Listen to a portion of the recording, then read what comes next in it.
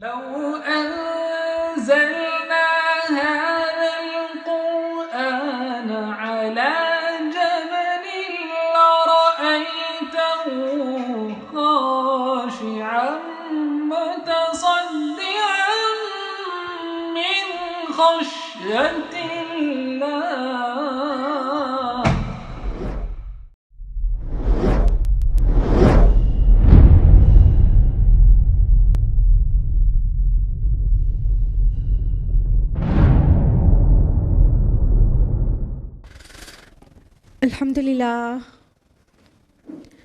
अल्हम्दुलिल्लाहि रब्बिल आलमीन वस्सलातु वस्सलामु अला रसूलिहिल करीम व अला आलिहि व अस्हाबिहि अजमईन।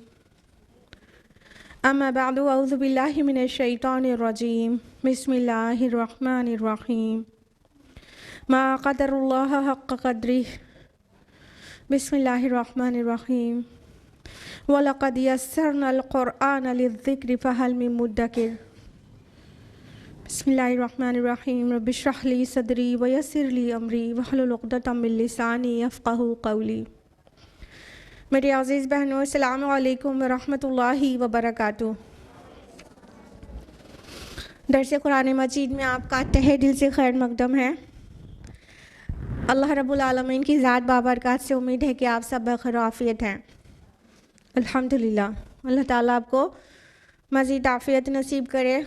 अल्लाह ताला आपकी हिफाजत करे, आपको खुशहाल रखे, आपको दुनिया और आखिरत दोनों में कामयाबी अता करे। आमीन या रब्बल आलमीन। आमीन। जज़ाकल्लाह खैर। दर्स कुरान मजीद में कौन सी सूरत चल रही है और अनक़रीब मुकम्मल हुआ चाहती है? सूरतुल हज। तो लास्ट वीक हम लोगों ने सूरह हज की कौन सी आयत तक किया था? बोलिए। बिल्कुल, आयत नंबर 72 तक हो गया था, यानी अब बस एक रुकू बाकी है सूरतुल हज मुकम्मल होने में, और ये दुल्हिज्जा के महीने में स्टार्ट हुई थी, राइट? तो अभी हम लोग आखिरी रुकू करेंगे, लेकिन उससे पहले लास्ट वीक का रिवीजन। औज़ु बिल्लाहि मिनश शैतानिर रजीम। बिस्मिल्लाहिर रहमानिर रहीम।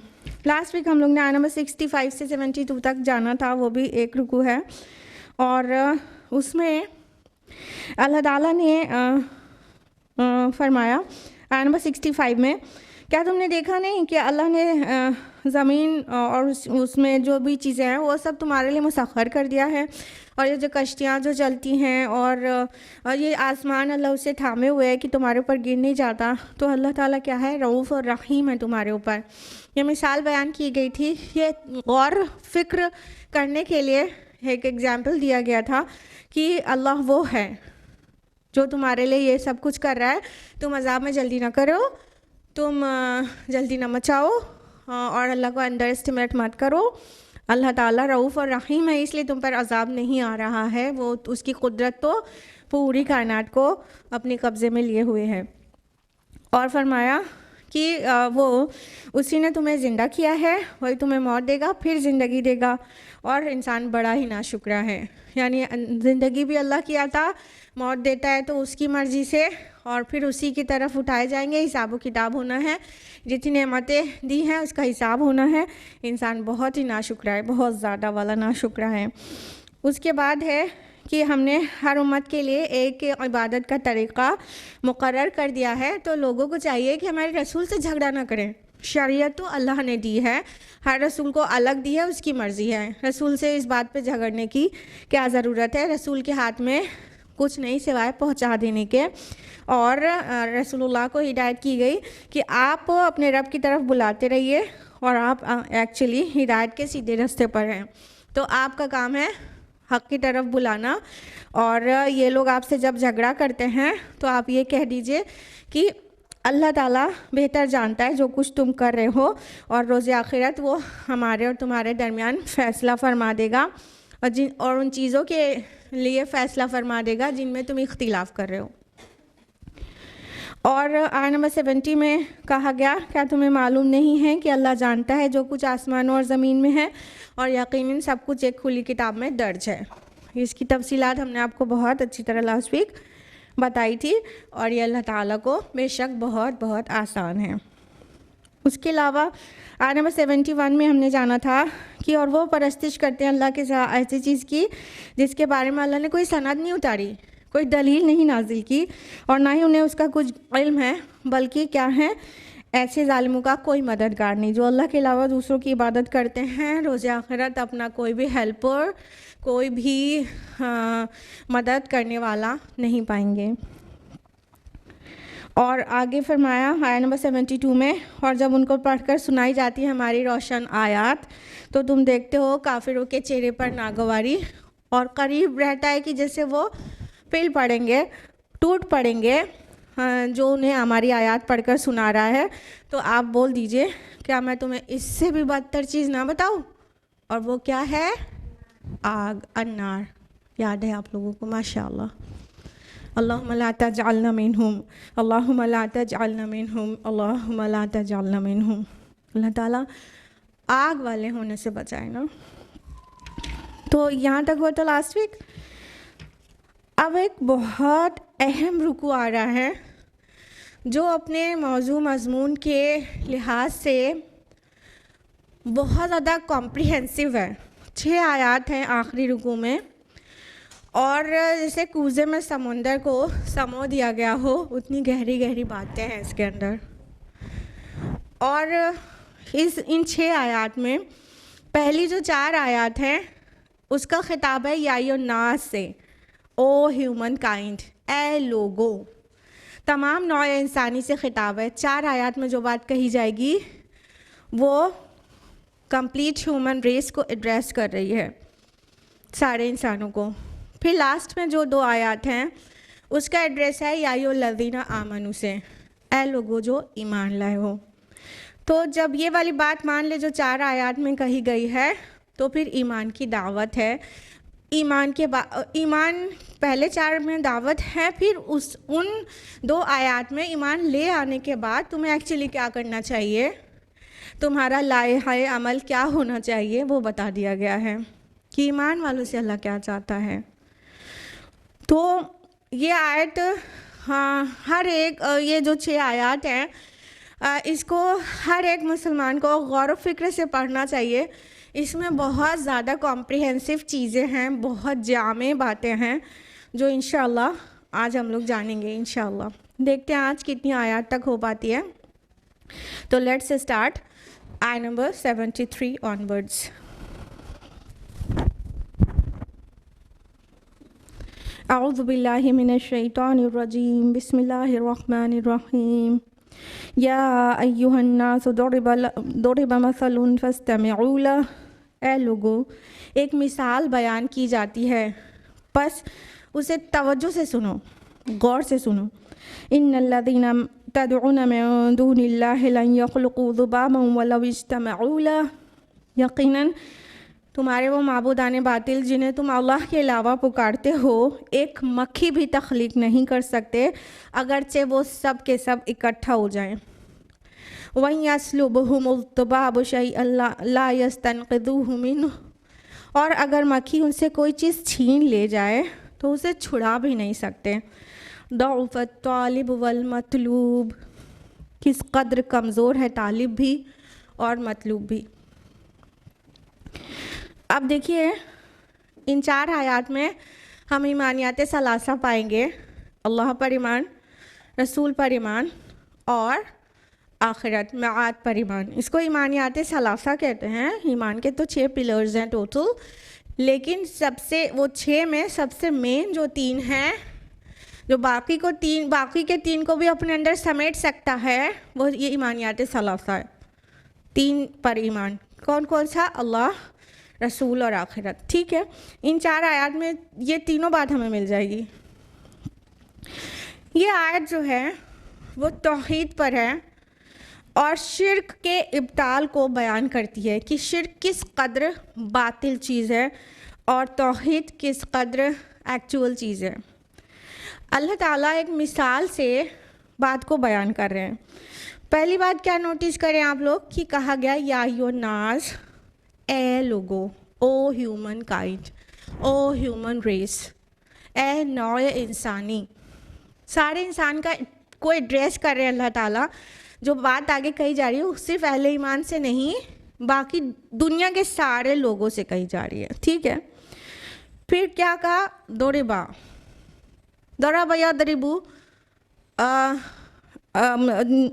जो है वो क्या, वो बयान करने को कहते हैं, कुछ चीज़ बयान करने को। यहाँ पर दौराबा नहीं आया है या दरिबू नहीं आया है, दौरेबा आया है। ये अरबी जो लोग सीख रहे हैं वो बताएं कौन सा वो है, सेगा है मजहूल का, ठीक है, पता है ना, मजहूल का। दौरेबा मजहूल मतलब पैसिव वॉइस, एक मिसाल बयान की जा रही है।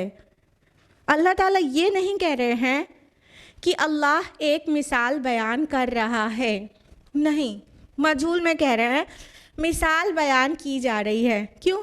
क्योंकि एड्रेस जो है वो या अय्युहल्लज़ीना आमनू से नहीं है, ए ईमान वालों से नहीं है।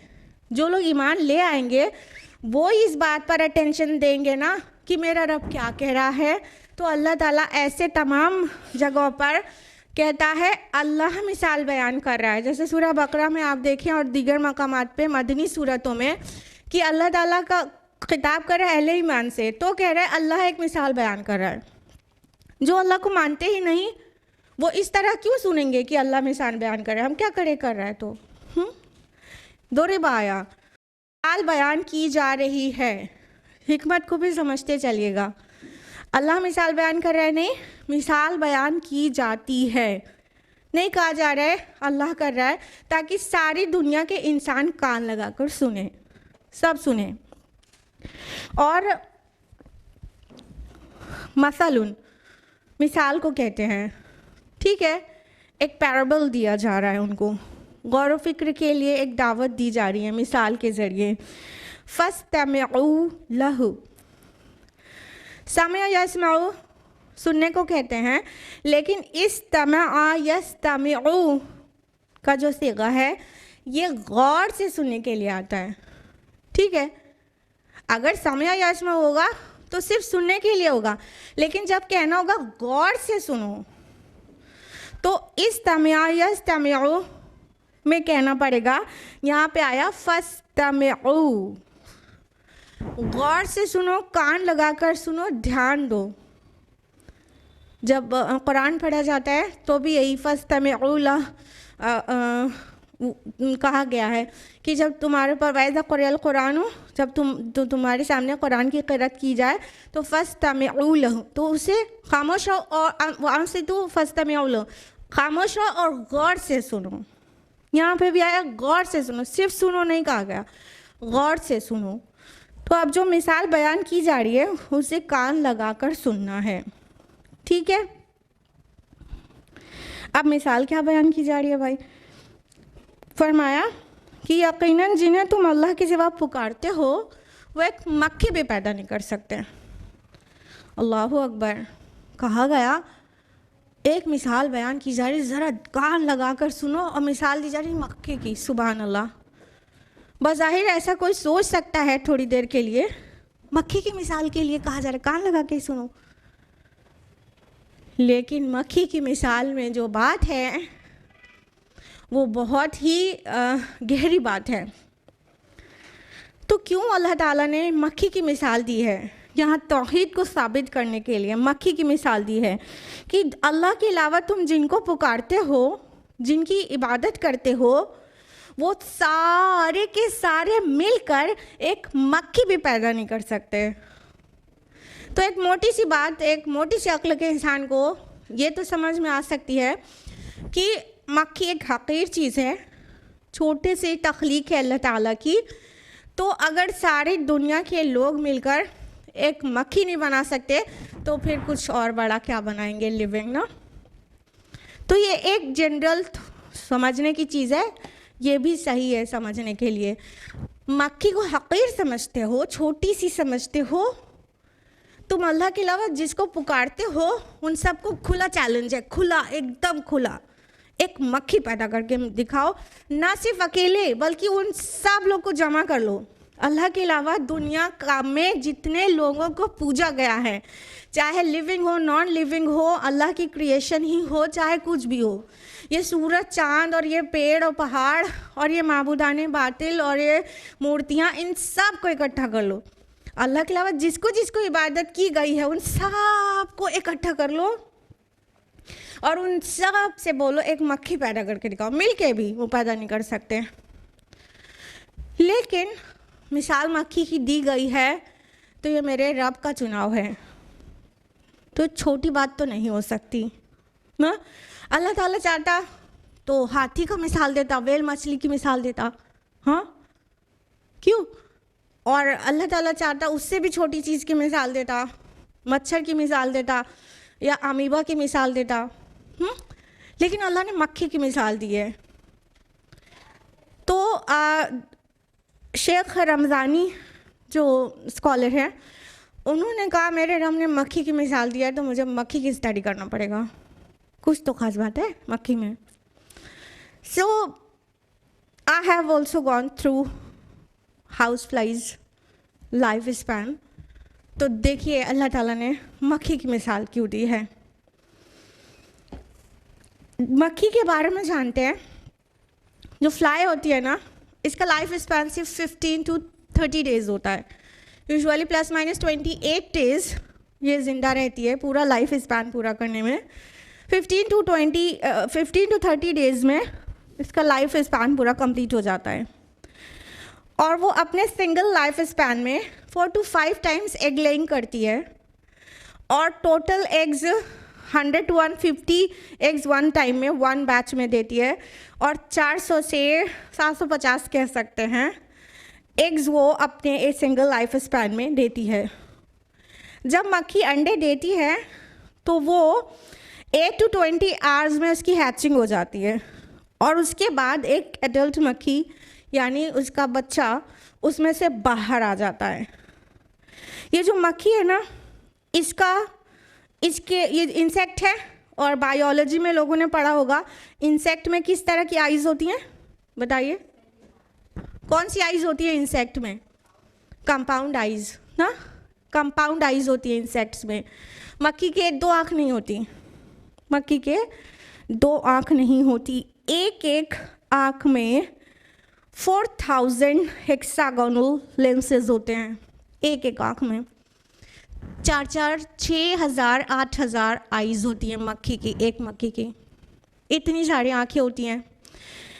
यही वजह है कि जब कोई चीज़ स्टार्चिंग उसे करना होता है, कोई चीज़ उठा के ले जाना होता है और आप उसे मार के उड़ाना चाहते हैं और मार के उसको मार देना चाहते हो, कभी भी आपसे मरती नहीं है, वो 10 तरफ देखती है। इतनी सारी आइज़ उसको अल्लाह ने दी हुई है। हम लोग के पास 2 आइज़ है, उसके पास 600 आइज़ है। 600 लेंसेस के ज़रिए 800 लेंसेस के 4000 6000 8000 लेंसेस के ज़रिए वो देखती है, इतनी सारी, ठीक है। तो और जब कोई चीज़ स्नैच करके उसे ले जाना होता है तो वो 1 सेकंड से भी बहुत कम टाइम में वो कोई भी चीज़ उठा के ले जाती हैं और उसकी उड़ने की स्पीड भी ज़्यादा होती है, 4 to 5 माइल्स पर आवर की स्पीड से वो रन करती है, तो बहुत तेज़ी से उड़ा के ले जाती है चीज़ों को। और इतना ही नहीं, वो चीज़ों को उसका जो फूड है उसका डाइजेशन उसके पेट में नहीं स्टार्ट होता है। फूड का डाइजेशन चीज़ को स्नैच करके ले जाने से पहले स्टार्ट हो जाता है। जब मक्खी किसी फूड पर बैठती है तो उसके मुंह से एसिडिक सलाइवा निकलता है जो फूड के ऊपर उसी वक्त गिरा दिया जाता है जब अभी वो उठा के ले भी नहीं गई है। उसका एसिडिक सलाइवा फूड के ऊपर उसी वक्त पड़ जाता है उसको खाने से पहले ही, इसलिए उसका डाइजेशन का स्टेप 1 जो हमारा स्टमक में शुरू होता है ना, HCl वहाँ पे मिलता है, नहीं मिलता, पूरा मुंह से लेके यहाँ तक उतारते हैं, जब स्टमक में जाता है हमारा फूड तो वहाँ HCl उसे हाइड्रोक्लोरिक एसिड मिलता है ना, लेकिन इसके सलाइवा में ही एसिड होता है। तो हमारा जो मेन डाइजेशन शुरू होता है स्टमक में, इसका शुरू हो जाता है उसी फूड के ऊपर, बॉडी के बाहर ही। तो वो डाइजेशन उसका इतनी जल्दी शुरू हो जाता है फ़ौरन। तो अगर जो आगे कहा गया, अगर मक्खी कोई चीज़ इनसे छीन कर ले जाए तो ये कभी उसको छुड़ा भी नहीं सकते। तो अगर मक्खी के पीछे पड़ के साइंटिस्ट लोग उसे पकड़ भी लें, सब लोग मिल के मक्खी को पकड़ भी ले, जो माबूदाने बातिल के सामने हलवे और अंडे और लड्डू और मिठाइयाँ रखी हुई हैं, उसमें से स्नैच करके एक पार्टिकल वो ले जाए और मक्खी को पकड़ के उसके पैर में से फंसा हुआ पार्टिकल वो निकाल भी लें, तो भी माइक्रोस्कोप में जाके देखेंगे तो फूड इज़ नॉट देयर, क्योंकि वहाँ एसिड पड़ चुका है और उसका डाइजेशन वहीं शुरू हो चुका है पेट में जाने से पहले ही, तो कभी पा नहीं सकते हैं। ये साइंटिफिक इसका एक्सप्लेनेशन है। अभी आते हैं तौहीद पर। यानी कुछ अगर कोई सारे के सारे माबूदाने बातिल, मक्खी जो एक फूड पार्टिकल उठा के ले गई है, जो लड्डू रखे थे माबूद के सामने, उसमें से स्नैच करके ले गई है, उसको पकड़ के छीन रहे हैं तो भी मिलेगा नहीं उनको। तो मक्खी अल्लाह की कुदरत का शाहकार है। ये छोटा सा घिनौना एनिमल खाली नहीं है, इतनी गहराई है उसके अंदर, लिहाजा अल्लाह ने मिसाल दी एक मक्खी की। अब देखिए इसमें तौहीद कितनी बड़ी है। अल्लाह ताला फरमा रहे हैं कि अगर तुम अल्लाह के अलावा जिसको पुकारते हो वो सारे इकट्ठा होकर, गैदर होकर भी एक मक्खी भी पैदा नहीं कर सकते। यानी ये तो बहुत आसान है कि ऐसे वायर को ऐसे शेप दिया और हमने मक्खी बना दिया, लेकिन living fly they can not produce, can not. अकेले नहीं, सब मिलकर भी, बहुत लोग भी मिलकर, और वो बड़े बड़े थिंकर्स, वो नई नई फ़िलॉसफी लेकर आने वाले, वो फिरौन ऑफ द वर्ल्ड, हाँ, वो फॉल्स आइडल्स, वो सब मिलकर भी। माबूदाने बातिल सिर्फ आइडल्स नहीं है, वो बुत, वो मुजस्समे, सिर्फ माबूदाने बातिल वो ही नहीं है। माबूदाने बातिल में हमारे फ़िलॉसफीज़ भी हैं, जो लोग सोचते हैं, बहुत सोचने वाले, जो थिंकर्स होते हैं, जो फ़िलॉसफर्स होते हैं, नई नई फ़िलॉसफीज़ लेकर आते हैं और तौहीद का इनकार करते हैं। वो सारे थिंकर्स मिलकर भी एक फ्लाई नहीं बना सकते।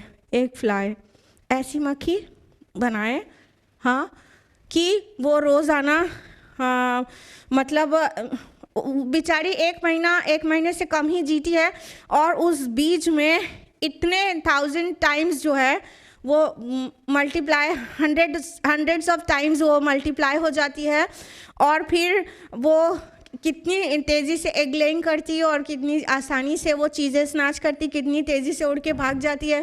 क्या उसका हाजमे का निज़ाम है, और क्या उसका उड़ने की ताकत है, और क्या उसके आइज़ की पावर है। ये सारी चीज़ों के साथ ये बना सकते हैं बड़े बड़े थिंकर्स, एक फ्लाई बना सकते हैं। ये सारी दुनिया के लोग जो अल्लाह को एक होने का इनकार करते हैं, बहुत लोग, क्या वो बना सकते हैं? नहीं बना सकते। सब मिलकर भी नहीं बना सकते। अल्लाह ताला ने ऐसे मिसाल दी है, वलविश तमऊला, कि वो सब के सब जमा हो जाए तब भी नहीं बना सकते। अकेले तो छोड़ो, सब जमा के भी नहीं बना सकते।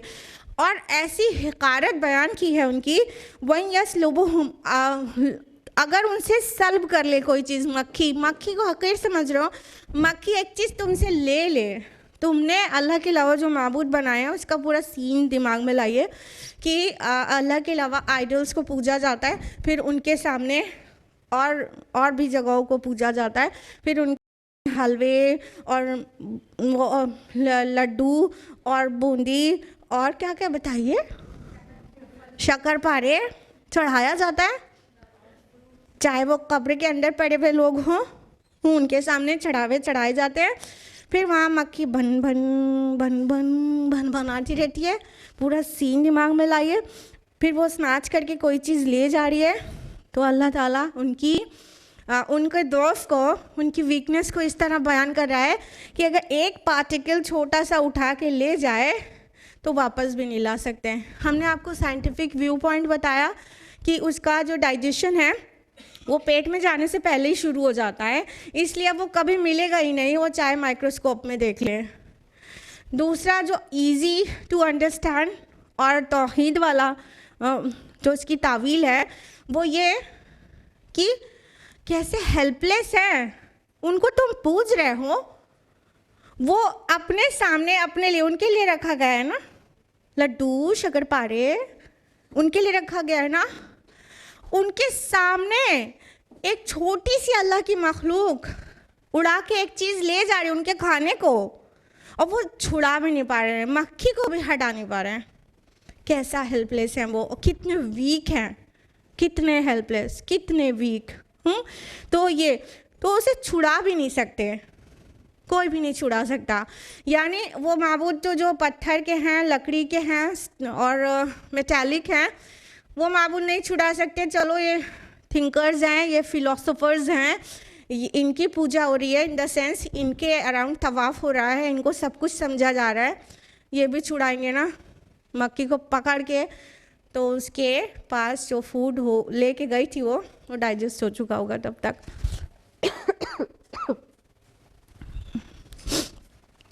यहाँ लायस्तनक़िज़ू जो आया है वो नाक़ज़ा से है। नाक़ज़ा का मतलब होता है पूरी कोशिश से, पूरी ताकत के साथ किसी चीज़ को छुड़ाना।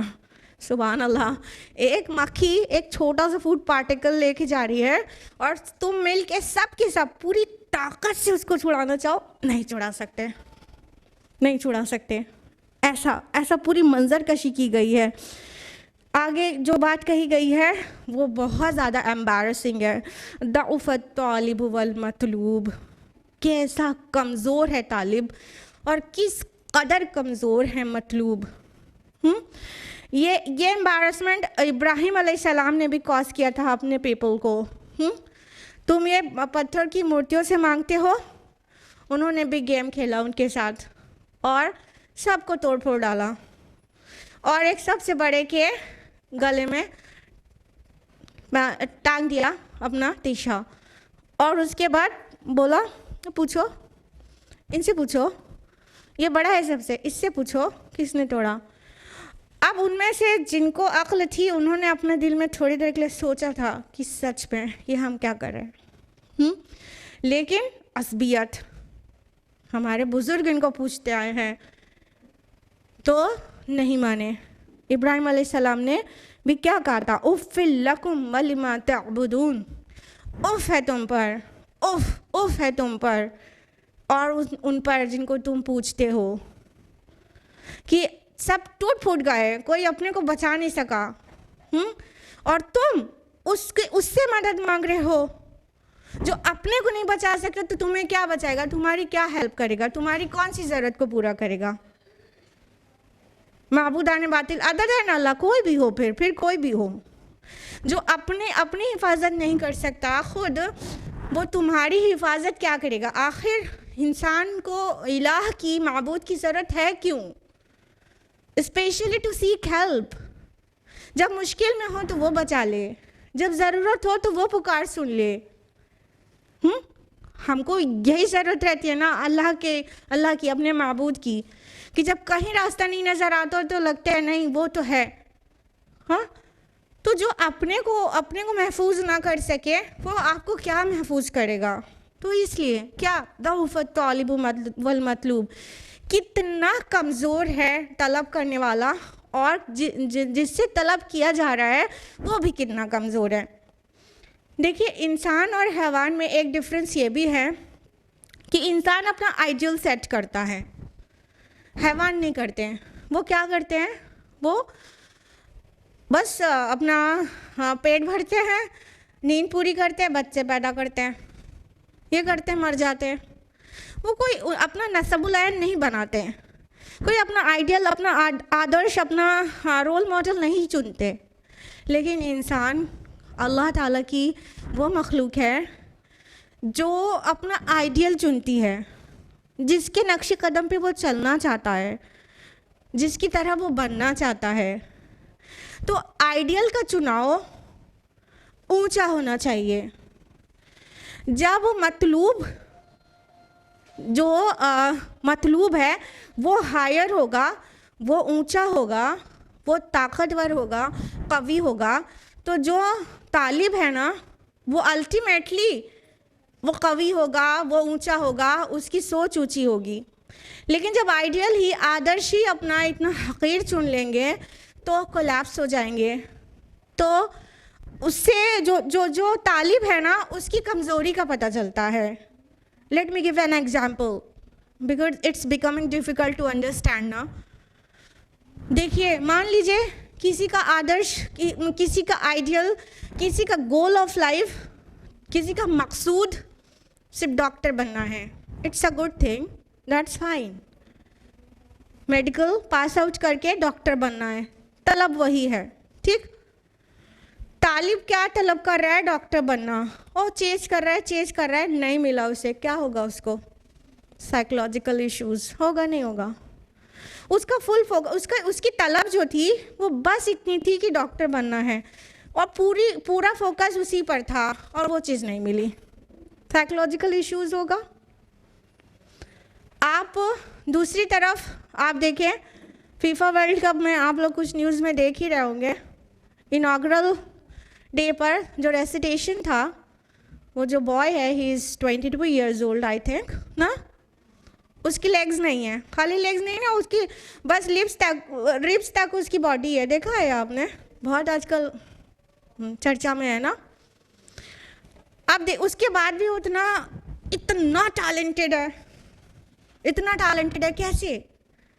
आमतौर पे जो हैंडीकैप्ड लोग होते हैं वो साइकोलॉजिकल पेशेंट होते हैं नहीं होते हैं। जिसके पैर नहीं है उसको लगता है मेरे पास कुछ भी नहीं है, तो वो सिर्फ पैर ही उसका मतलूब होता है, और पैर नहीं है कोलैप्स हो जाता है।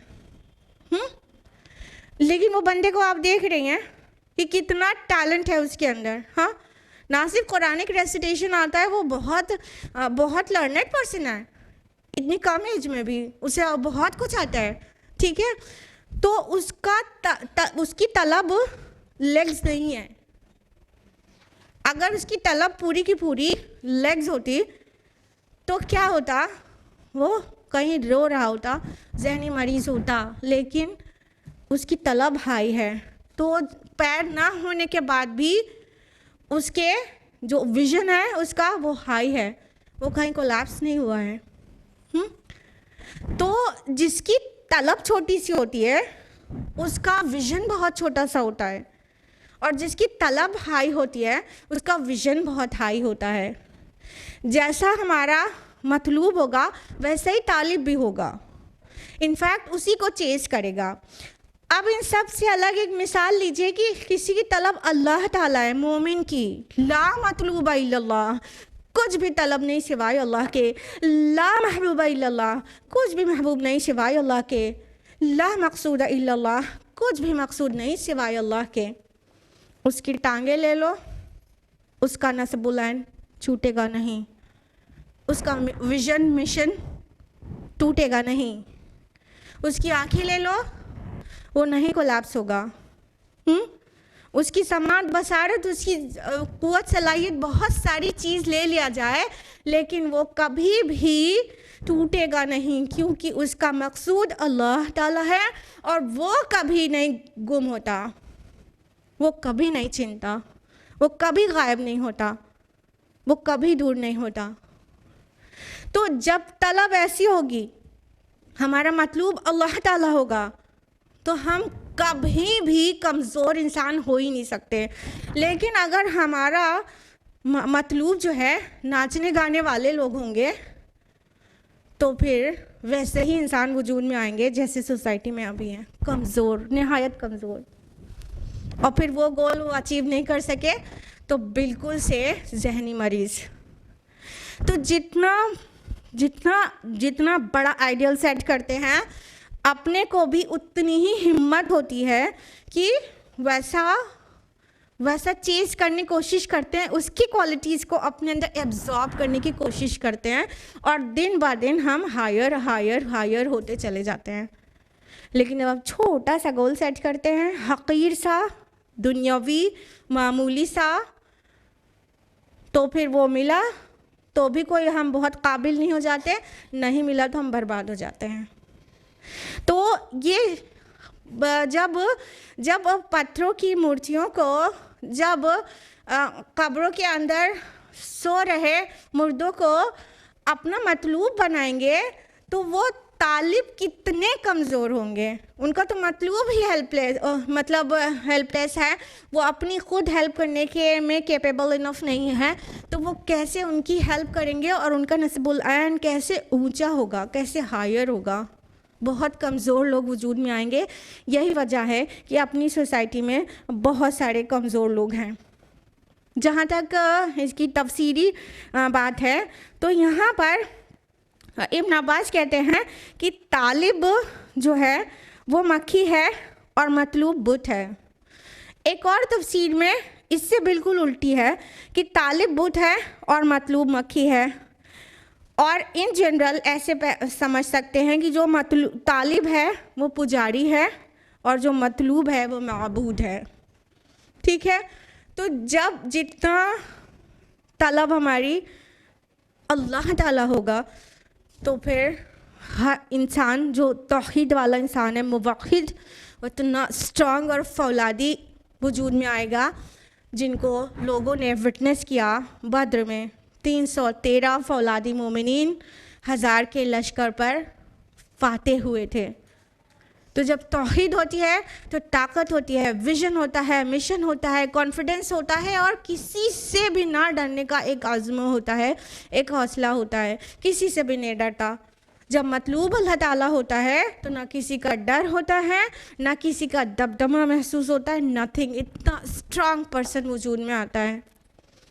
ये मेरी थोड़ी बहुत स्टडी है और अभी बढ़ाना है। एक्चुअल कॉन्फिडेंस आता है तौहीद से। जितना अल्लाह दिल में है और अक़ीदे से लेकर पूरे मतलब अपने मिजाज तक हर वक्त अल्लाह ताला अल्लाह ताला अल्लाह ताला याद है, वो बंदा इतना कॉन्फिडेंट होता है, दुनिया की किसी ताकत से नहीं डरता। और ये छिपकली और कॉकरोच से डरने वाले तो बहुत मजाक का मेरे लिए मौजू है। ख़वातीन एक कॉकरोच देख लेती हैं, हाय चीखने लगती हैं। हाँ, इतना कमज़ोर इंसान तभी हो सकता है जब उसका ईमान बहुत कमज़ोर हो। और जिन भूत प्रेत इससे उससे हर चीज़ से डरे जाना, ये सिर्फ तभी हो सकता है जब ईमान बहुत मजबूत हो, अल्लाह ताला के साथ रिलेशन बहुत वीक हो। जिसका अल्लाह के साथ रिलेशन बहुत स्ट्रांग होता है और उसकी तलब अल्लाह होता है, जिसका मकसूद अल्लाह होता है, जिसकी सब कुछ अल्लाह ताला होता है, वो कभी भी किसी चीज़ से न डरता है, न रोब खाता है और न ही मुश्किलात के वक्त बिखरता है। तो अल्लाह को अपना मतलूब बनाएं, ना कि गैरुल्लाह को, किसी को भी नहीं, किसी को भी नहीं। इवन अगर रसूलुल्लाह से भी शिद्दत की मोहब्बत हो गई तब भी मुश्किल आ सकती है, जैसा कि थोड़ी देर के लिए उमर रज़ी अल्लाह अन्हु पे आ गई थी। आपको पता है, ऐसा नहीं कि साहबा पे कोई डाउट कर रहे हैं। आप देखिए उमर रज़ी अल्लाह अन्हु और अबू बकर रज़ी अल्लाह अन्हु दोनों के रिस्पांस में कितना बड़ा डिफरेंस था जब रसूलुल्लाह सल्लल्लाहु अलैहि वसल्लम की विसाल की खबर आई थी। एक थे अबू बकर रज़ी अल्लाह अन्हु, वो बिल्कुल भी इस्तिकामत से उस खबर को सहा था उन्होंने।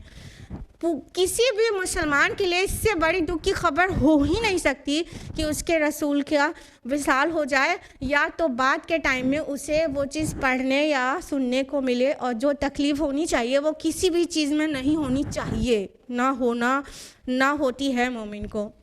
लेकिन अबू बकर रज़ियल्लाहु अन्हु ने कैसे सहा था उसको, और उमर रज़ियल्लाहु अन्हु थोड़ी देर के लिए उनका क्या हाल हो गया था। तलवार सौंध कर खड़े हो गए थे। किसी ने भी कहा मोहम्मद फौत हो गए सल्लल्लाहु अलैहि वसल्लम तो उसकी गर्दन उड़ा दूंगा। अबू बकर रज़ियल्लाहु अन्हु ने क्या कहा था कि लोगों सुनो, अगर तुम्हारा मतलूब मोहम्मद थे तो हाँ वो फौत हो गए, लेकिन अगर तुम अल्लाह पर ईमान लाए तो अल्लाह ज़िंदा है, कायम रहने वाला, वो हमेशा ज़िंदा रहेगा। और सूरह अल इमरान की वो आयत अबू बकर रज़ियल्लाहु अन्हु ने उमर रज़ियल्लाहु अन्हु के सामने रिसाइट की थी कि क्या मोहम्मद कत्ल हो गए या मारे गए तो तुम उल्टे पैर एड़ियों के बल पलट जाओगे। तो हम उमर रज़ियल्लाहु अन्हु ने फरमाया कि ऐसा लगा जैसे ये आयत अभी नाजिल हुई है, और फिर मेरी टांगों ने मेरे जिस्म का बोझ उठाने से इनकार कर दिया और मैं एक ज़मीन पर गिर पड़ा। फिर उन्हें यकीन हो गया कि रसूलुल्लाह सल्लल्लाहु अलैहि वसल्लम एक्चुअली फौत हो गए। हम आपको डिफरेंस बताना चाह रहे हैं थोड़ी सा, वो भी सेकंड नंबर के खलीफा सेकंड नंबर के ईमान में आगे हैं, और अल्लाह के रसूल ने उन्हें बहुत बार जन्नत की बशारत दी है सब कुछ, लेकिन वो जो रसूल से मोहब्बत का जो लिमिट है वो कहीं ना कहीं एकदम बॉर्डर लाइन पे थी, और वो बिल्कुल बर्दाश्त नहीं कर पा रहे थे ऐसी सदमे वाली ख़बर कि एकदम दीवानगी सवार हो गई थी उनके ऊपर। लेकिन अबू बकर रज़ी अल्लाह अन्हु का रोल देखिए वहाँ पर। तो रसूल मत समझिएगा, गलत मत समझिएगा रसूल से मोहब्बत नहीं करनी चाहिए, कम करनी चाहिए।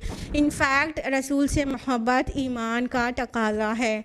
अल्लाह के रसूल ख़ुद फरमाते हैं, सही अल बुखारी की किताबुल ईमान में हदीस है कि ला युमिनु अहदकुम हत्ता अकूना अहब्बा इलैहि मिन वालिदिही व वलदिही वन्नासी अजमाइन, कि तुम में से कोई मोमिन नहीं होता जब तक उसे मेरी मोहब्बत अपने वालिद से ज़्यादा, अपने बेटे से ज़्यादा और दुनिया के तमाम लोगों से ज़्यादा ना हो जाए। तो मोहब्बत होनी चाहिए, लेकिन अल्लाह से सिर्फ शिद्दत की मोहब्बत होनी चाहिए। शिद्दत की मोहब्बत पे सिर्फ़ और सिर्फ अल्लाह का हक़ है। फरमाया सूरह बकरा सूरह नंबर 2 आयत नंबर 165 में, वल्लज़ीना आमनू अशद्दु हुब्बन लिल्लाह, और जो लोग ईमान लाए वो अल्लाह से ऐसी शिद्दत की मोहब्बत करते हैं। इसी आयत के जस्ट पहले मुशरिकीन का जिक्र है, इसी आयत में आयत नंबर 165 ऑफ सूरतुल बकरा, कि वो लोग मुशरिकीन के बारे में कहा जाता है वो लोग मतलब अपने माबूदाने बातिल से ऐसी मोहब्बत करते हैं जैसी मोहब्बत अल्लाह से करनी चाहिए, और जो ईमान लाते हैं वो अल्लाह से शिद्दत की मोहब्बत करते हैं। इसी वजह से ये रिलीजियस इशू बहुत सेंटिमेंटल होता है, बहुत ज़्यादा बहुत जज्बातियत होती है इस मौजू पे, कि किसी के माबूद को कुछ कह दो तो बिफर जाता है इंसान। क्यों? क्योंकि शिद्दत की मोहब्बत करता है। अब शिद्दत की मोहब्बत माबूद से तो करनी ही चाहिए, लेकिन माबूद अगर बातिल हो तो इंसान कमज़ोर वजूद में आएंगे, और माबूद अल-इलाह अल्लाह ताला हो तो इंसान स्ट्रॉन्ग वजूद में आएंगे। तो अल्लाह ताला को अपना आइडियल इन द सेंस अल्लाह ताला की रज़ा को अपना मकसूद बनाए, अल्लाह को अपना मतलूब बनाए, अल्लाह को मकसूद बनाए, अल्लाह ताला को अपना मरकज़ हयात बनाए। तो देखिए फिर आपकी पर्सनालिटी के चेंजेस लोग महसूस करेंगे, आप खुद महसूस करेंगे कि आपका विज़न मिशन सब बदल गया है, आप थ्रू आउट ज़ाहिर बातिन से बदल गए हैं।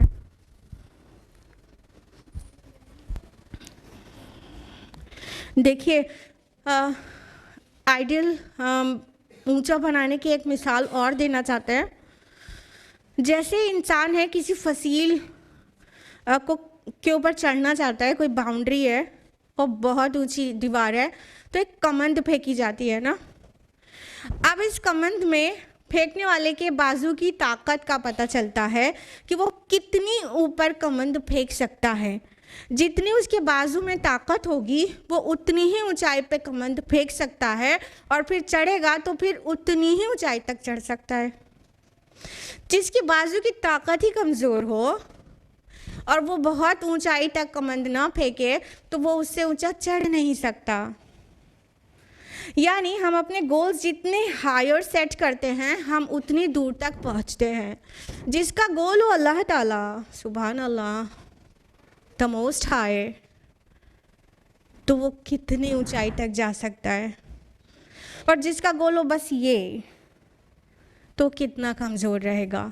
तो ये जितना जो तालिब है उसके अंदर जितना विल पावर और जितना विज़न होगा उसका, उतना ही ऊंचा वो अपना मतलूब बनाएगा, और उसका मतलूब जितना स्ट्रांग होगा तालिब भी अल्टीमेटली वहीं तक रीच करेगा। उसकी स्ट्रेंथ भी उस पर पूरी तरह डिपेंड करेगी।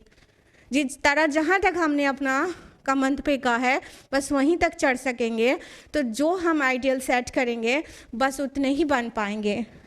तो घटिया नाचने वालों और गाने वालों को अपना आइडियल बनाने वाले बस वो उतने ही लेवल के रह जाते हैं, और छोटी छोटी बात पे एकदम उनकी ज़िंदगी बिल्कुल ख़राब हो जाती है और वो फेडअप हो जाते हैं और वो क्या हो जाते हैं, साइकोलॉजिकल पेशेंट हो जाते हैं।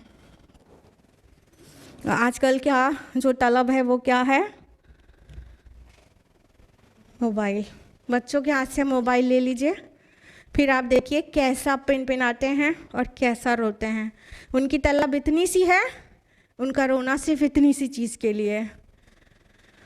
वो माँ होगी जो उनका मतलूब हायर सेट करेगी, हायर मतलूब सेट करेगी। और अगर माँ जो मतलूब है मोबाइल को ही रहने देगी तो उनकी लाइफ बिल्कुल बर्बाद हो जाएगी। मोबाइल या आईपैड या उनके मतलूब, उनका मेन मतलूब उनसे ले लो, फिर कितना रोते कितना चीखते हैं। उनका पूरा फोकस उस चीज़ पर था, वो चीज़ ले ली गई, बस ख़त्म हो गई उनकी कहानी। हाँ, और छोटा बच्चा होता है, उसका मतलब होता है बलून, और बलून कितना कमज़ोर है, जैसे ही फूटता है बच्चा रोने लगता है। अब माँ का रोल शुरू होता है, वो या तो ये कहे कोई बात नहीं कोई बात नहीं, मैं तुमको दूसरा बलून दिला दूँगी।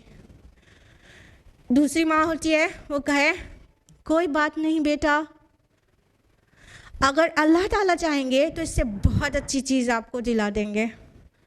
दोनों के विजन में कितना फ़र्क है, दोनों माँ के जुमलों में फ़र्क है, तो दोनों किरदार में भी सोसाइटी में डिफरेंट बच्चे बन के बड़े होंगे।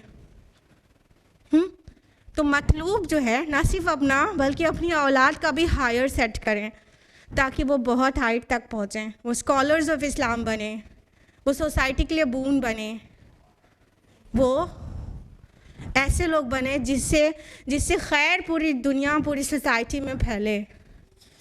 तो मतलूब हायर सेट करें, तभी तालिब जो है स्ट्रॉन्ग और विजनरी हो सकता है, अदरवाइज तालिब भी ऐसा ही होगा कमज़ोर सा जो ज़रा से में सुइसाइड कर ले। आयत नंबर 74 है, मा क़दरुल्लाह हक़्क़ क़द्री, उन्होंने अल्लाह की कद्र ना की जैसे कि उसकी कद्र का हक़ था। इन्नल्लाह लक़वियुन अज़ीज़, यकीनन अल्लाह बहुत ताकत वाला और सब पर गालिब है। देखिए कंट्रास्ट आ गया, पिछली आयत में दऊफ़ आया, दऊफ़ तालिब वल मतलूब, कितना कमज़ोर है तालिब और मतलूब, और अगली आयत में इसका कंट्रास्ट आ गया, इन्नल्लाह लक़वियुन अज़ीज़, यकीनन अल्लाह बहुत ताकतवर और बहुत ज़्यादा सब पर गालिब है। कमज़ोर और ताकतवर कंट्रास्ट आ गया। अब क्या मतलब है इस आयत का, मा क़दरुल्लाह हक़्क़ क़द्री, तुमने अल्लाह की कद्र ना की जैसा कि उसकी कद्र का हक़ है। अरबी ज़ुबान में कद्र कहते हैं अंदाज़े को, तकदीर इसी से बना है, तो अंदाज़े को कहते हैं और वैल्यू करने को भी कहते हैं, ठीक है। तो अगर इंसान ने अल्लाह ताला का सही अंदाज़ा किया होता, if we would have estimated अल्लाह सुब्हानहू व तआला करेक्टली, तो क्या होता, शिर्क वजूद में आ ही नहीं सकता था। एक्चुअली अल्लाह ताला की मारिफत की कमी ही शिर्क के वजूद में आने का वजह है। बिलीव मी, अल्लाह ताला को जब पहचानेगा इंसान, उसके सही अंदाज़ा करेगा, अंडर एस्टिमेट नहीं करेगा, करेक्ट एस्टिमेट करेगा, तो रुए ज़मीन पे से शिर्क ख़त्म हो जाएगा। अल्लाह को सही से नहीं पहचान पाया, अल्लाह ताला की मारिफत ही नहीं है, जब वो नहीं समझ पाया तो क्या हुआ कि शिर्क वजूद में आ गया। देखिए इंसान अल्लाह ताला का अंदाज़ा कैसे करता है, वही है मतलूब जब किसी का छोटा होता है तो उसका विज़न भी बहुत नैरो होता है, ठीक है। उसने माबूद किसी की इबादत करनी चाहिए और गारे और मिट्टी से वैसी शक्ल बना दी जैसी उसकी खुद की है, एक सर है, दो हाथ है, दो पैर हैं, उसने अपने माबूद के भी एक सर, दो हाथ, दो पैर बना डाले। अल्लामा इकबाल का एक शेर है पर्शियन में, मेरा बरसूरत ख्वेश आफरीदी बरून ख्वेश तन आखिर चदीदी। तू चला था माबूद बनाने और क्या बना बैठा, तू तो अपने जैसा ही दो हाथ, और वैसी बॉडी बना बैठा जैसा खुद तेरी है, तूने अपने आप को बना दिया, तूने अपने ही को देखा था मिरर में, वैसे ही माबूद को एस्टिमेट कर लिया। माबूद भी ऐसा ही होगा, उसका सर होगा, 2 आंखें होंगी, 2 हाथ होगा, 2 पैर होगा, तूने उसको वैसा एस्टिमेट कर लिया, तो वैसा बना दिया। तो इंसान जिसने अपना मतलूब लोअर सेट किया है तो उसका विजन ना बहुत नैरो होगा, जिसकी वजह से वो अपने माबूद को भी वैसा ही तसव्वुर कर लेगा, अपने जैसा, माज़अल्लाह। लेकिन क्या है, रियलिटी में ये नहीं है। किसी के जहन में है जो माबूद है ना वो बादशाह है, बादशाह है। अच्छा, तो बादशाह की वो भी होते हैं, प्रिंस और प्रिंसेस होते हैं। तो अल्लाह के बेटे और बेटियां गढ़ डाली, अस्तगफिरुल्लाह। बादशाह के आयान सल्तनत होते हैं जो उसके काम में, उसके कंडक्ट में हेल्प करते हैं, तो उसको रिप्रेजेंट करते हैं। समटाइम्स जब वो एब्सेंट हो, उसके नायबीन होते हैं आयान मुमलिकत, तो उसके भी अल्लाह ताला के भी कुछ सिफारिशी बना दिए कि तो बादशाह के कुछ करीबी लोग होते हैं जिनसे अगर सिफारिश करो तो वो वहाँ तक पहुँचा देते हैं, तो अल्लाह के भी सिफारिशी बना डाले कि इनको प्लीज़ कर लेंगे तो वो अल्लाह तक हमारी बात पहुंचा देंगे और हमको बख्शवा देंगे। तो किसी ने ऐसा करके फरिश्तों को अल्लाह की बेटियां कह दिया, उज़ैर अलैहिस्सलाम और मसीह अलैहिस्सलाम को अल्लाह का बेटा कह दिया। ये सब किस लिए? ये सब इनकी नैरो सोच की वजह से, नैरो सोच की वजह से कि जैसे बादशाह होता है तो वैसे ही अल्लाह ताला है, माज़अल्लाह। तो इतना थोड़ा सोचा, उसी तरह से पूरा प्लान किया और उस तरह से शिर्क वजूद में आ गया। आज साइंस एडवांस हो चुकी है, कल तो ये इतना आसान नहीं था आसान। पीछे अल्लाह ताला ने याद दिलाया ज़मीन और आसमान के बारे में कि दिन और रात का आना जाना, उसकी गर्दिश में निशानियां हैं। तो ऐसे बहुत साइंस जाने बगैर भी इंसान देखे कि शब रोज़ किस तरह बदल रहे हैं और ये हवाएं किस तरह चल रही हैं और ये कश्तियाँ पानी पे कैसे चल जाती हैं, तो उससे अल्लाह की ग्रेटनेस पता चल जाएगी। Moreover the science has advanced this time ना। इस तरह में अगर हम थोड़ा सा साइंस की रोशनी में थोड़ा सा अल्लाह ताला के वर्क को देखें, वर्क देखिए, Quran is the word of God and science is the work of God. तो हम अल्लाह ताला के वर्क को देखें, साइंस को देखें, तो हमें अल्लाह ताला का बेहतर अंदाज़ा हो सकता है। बहुत थोड़ा रियलिटी ये है कि अल्लाह ताला की जो शान है, जो उसकी ज़ात है, ज़ात का तो बात ही मत करिए, उसकी सिफ़ात भी कहिए, ज़ात बारी ताला तक किसी की समझ की रसाई ही नहीं है, ठीक है। उसकी सिफ़ात से हम उसे पहचानते हैं, तो जो कुछ भी हम उसे पहचानते हैं उसकी सिफ़ात के मदद से, वो सबसे बेहतर मारिफत अल्लाह ताला की ये है कि हम कह दें कि हम नहीं समझ सकते। जितनी दूर तक सोचेंगे तब समझ आ जाएगा कि हम फाइनली नहीं समझ सकते। हमें एक ग्लिप्स भी अल्लाह ताला की सिफ़ात का हमको मिल जाए और हम उसकी मारिफत हासिल करें तो ज़िंदगी संवर जाएगी।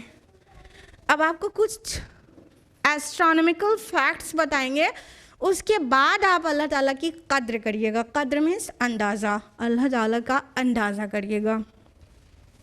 ये ज़मीन है ना जिस पे हम रहते हैं, बसते हैं, तफाखुर करते हैं, अपने गोल सेट करते हैं कमाने के लिए और हाई सैलरी जॉब पाने के लिए, और ये तफाखुर और रिश्तेदार से ऊपर बढ़ जाना है तो उनको नीचा दिखाना, ये सारी प्लानिंग रुए ज़मीन पर चलती है, ठीक है। ज़मीन जब सफ़र करो तो लगता है बहुत बड़ी है, बहुत बड़ी, एंडलेस है, कहीं ख़त्म ही नहीं होती। ये ज़मीन आपकी इतनी छोटी है कि इसके बगल में एक को छोड़ के एक दूसरा प्लैनेट है जो जुपिटर, वो इस ज़मीन से डायमीटर में 11 टाइम्स बड़ा है, जुपिटर डायमीटर में, लेकिन वेट में, वो वॉल्यूम में 1300 टाइम्स बड़ा है। इतनी सी ज़मीन है उसके सामने, 1300 टाइम्स वॉल्यूम में बड़ा है जुपिटर। ये तो खाली प्लैनेट ही है। हमारी ज़मीन जिस सूरज के अराउंड चक्कर लगा रही है, जो रोज़ सुबह शाम आप देखते हैं सनराइज सनसेट होते हुए, वो सूरज जो है ज़मीन से डायमीटर में 109 टाइम्स बड़ा है। डायमीटर में 100 से ज़्यादा गुना। टाइम्स का मतलब ये नहीं होता कि प्लस इंटू करके आपको मिलेगा ना। 109 टाइम्स सूरज उससे बड़ा है।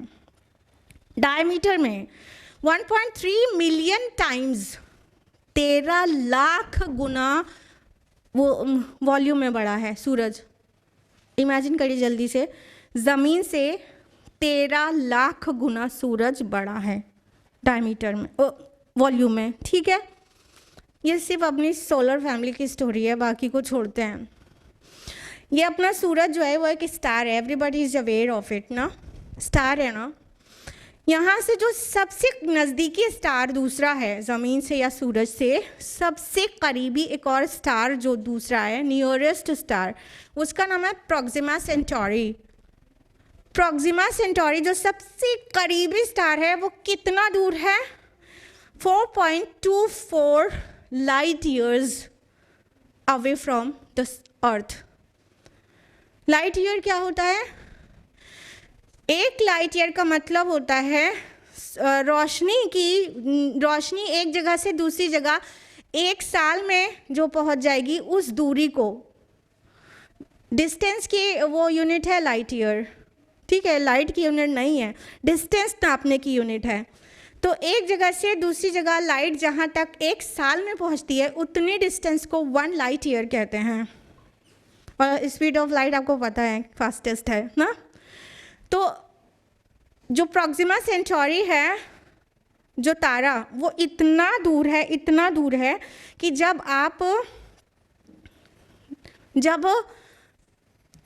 रात में आसमान में बहुत सारे सितारे देख रहे होते हैं, मिलियंस ऑफ स्टार्स देख सकते हैं आप अंधेरी रात में, जब आप गाँवों में हो, शहर में ना हो, ज़्यादा एकदम तारों से पूरा भरा रहता आसमान। वहाँ पे जो सबसे करीबी सितारा है उससे 4.5 साल से ज़्यादा टाइम से वहाँ से लाइट चली थी, तब आज आपने देखी है। इतना दूर है, जो करीबी है, सबसे नियरेस्ट है। और फिर उससे बाकी और दूर हैं, और दूर हैं, और दूर हैं। ये करीबी स्टार का बता रहे हैं, मिल्की वे गैलेक्सी के अंदर का हाल बता रहे हैं। अपना पूरा सोलर फैमिली मिल्की वे गैलेक्सी का एक हिस्सा है, कहकशाएं जिसको कहते हैं। मिल्की वे गैलेक्सी सिर्फ एक गैलेक्सी है, ठीक है। मिल्की वे गैलेक्सी में ये हम अपने सूरज से बहुत ज़्यादा ब्राइट और बहुत ज़्यादा बड़े और बहुत ज़्यादा मास वाले स्टार्स भी हैं। और टोटल स्टार्स हैं 100 बिलियन स्टार्स। 1 बिलियन जो है 1 अरब का होता है, 100 करोड़ का। 1 बिलियन 100 करोड़ का होता है। 100 बिलियन स्टार्स हैं खाली अपनी मिल्की वे गैलेक्सी में। अब ये मिल्की वे गैलेक्सी है। There are many galaxies reported, many, बहुत सारी। Andromeda galaxy, Antennae galaxy, backward galaxy, black eye galaxy, butterfly, cigar, comet galaxy, बहुत सारी। टोटल जो एस्ट्रोनॉमर्स का जो एस्टिमेट है वो क्या है कि 100 बिलियन गैलेक्सीज हैं जो ऑब्जर्वेबल हैं यूनिवर्स में। 100 बिलियन, 100 अरब गैलेक्सीज, स्टार्स नहीं। एक गैलेक्सी मिल्की वे गैलेक्सी है, स्पाइरल गैलेक्सी है वो।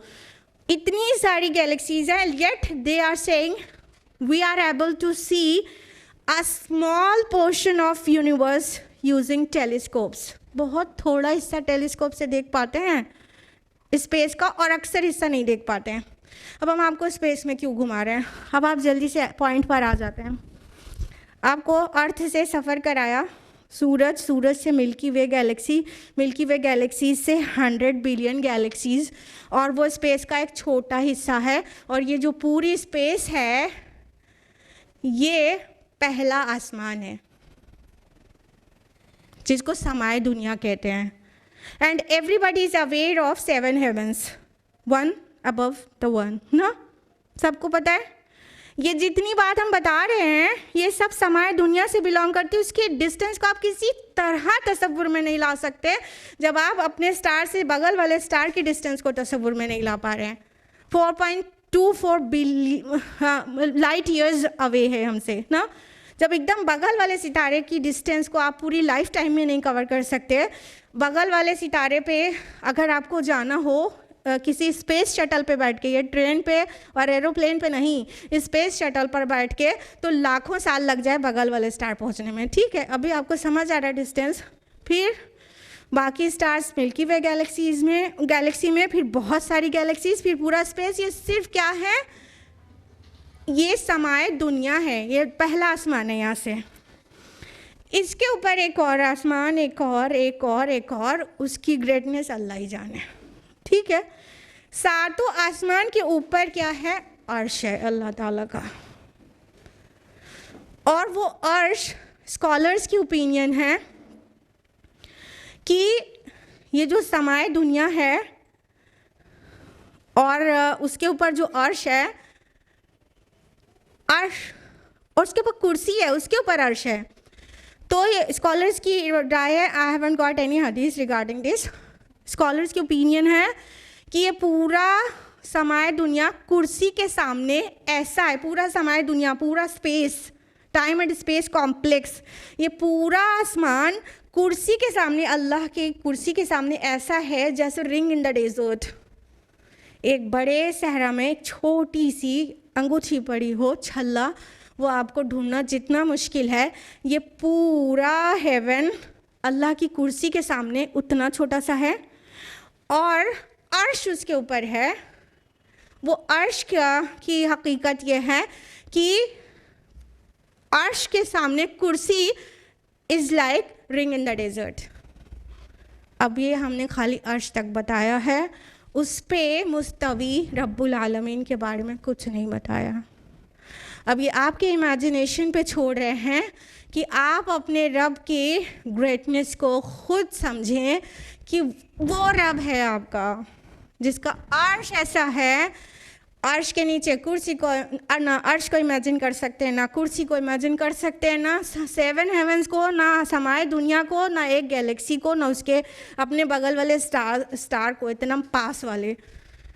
अब आप दिमाग में लाइए, वो है रब्बुल आलमीन। मा क़दरुल्लाह हक़्क़, उन्होंने अल्लाह को एस्टिमेट ना किया जैसा एस्टिमेट करने का राइट था, नहीं पहचाने। तब ये मिट्टी के और लोहे के और लकड़ी के माबूद बना बैठे, ये कब्रों में मदफून अशखास को उसके हम पल्ला बना बैठे। इन्होंने अल्लाह की कद्र नहीं की जैसे अल्लाह को ही कद्र करने का हक़ था। अभी कुछ बहुत थोड़ा सा समझ आ रहा है कि आपका रब कितना ग्रेट है। सुभान अल्लाह, जब आप रुकू करते हैं तो कहते हैं सुभान रब्बियल अज़ीम, तो इमेजिन करते हैं कि आपका रब कितना अज़ीम है। जब आप सजदा करते हैं तो कहते हैं सुभान रब्बियल आला, तो इमेजिन करते हैं कि आप किस रब को सजदा कर रहे हैं जो कितना आला है। यानी उसकी ज़ात और उसकी सिफ़ात को नहीं समझ पाना ही उसकी मारिफत है कि अल्लाह हम नहीं समझ सकते। जब मूसा अलैहिस्सलाम ने कहा है रब मुझे याराए नज़र दे कि मैं तुझे देखूं, तो अल्लाह ने क्या कहा, लन तरानी, तुम मुझे नहीं देख सकते। और सिर्फ एक तजल्ली फरमाई, वो अल्लाह ताला का व्यू नहीं था, वो रिफ्लेक्शन था। व्यू और रिफ्लेक्शन में फ़र्क समझ रहे ना।